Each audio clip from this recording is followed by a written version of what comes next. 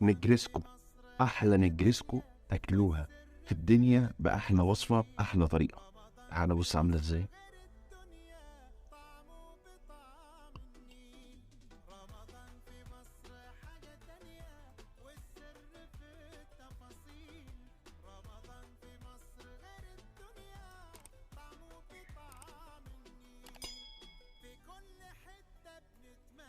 النجرسكو دي عظيمه عظيمه عظيمه.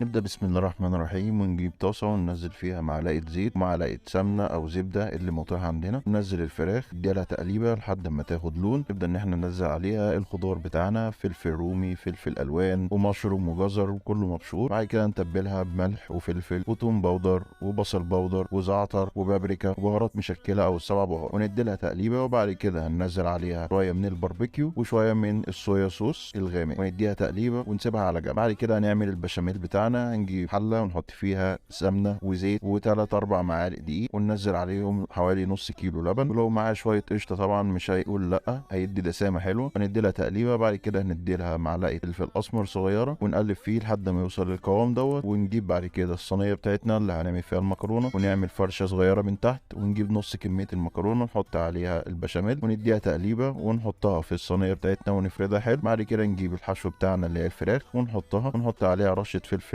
حراق لو عايزين ورشه موتزاريلا. ونجيب بعد كده باقي كميه المكرونه ونفردها حلو، ونحط عليها البشاميل ونفرده كويس، ونسيبه اما يهدى شويه، ونديله فرشه سمنه او زبده بتدي طعم حلو، رشه الموتزاريلا من على الوش. وبعد كده هندخلها الفرن على درجه حراره 180 لمده تلت ساعه، وبعد كده 10 دقائق نفتح عليها الشوايه عشان تدي لها اللون الحلو ده من فوق. وكده يبقى احنا عملنا احلى وصفه واحلى طريقه للمكرونه النجريسكو بالفراخ، حاجه طبعا طعمها روعه. اتمنى الوصفه تكون عجبتكم. يا ريت لو عجبتكم الوصفه تعملوا لايك للفيديو، واللي لسه مشتركش في القناه يشترك دلوقتي، وما تنسوش تفعلوا زر الجرس، واهم حاجه من كل دوت ما تنسوش تصلوا على النبي. سلام.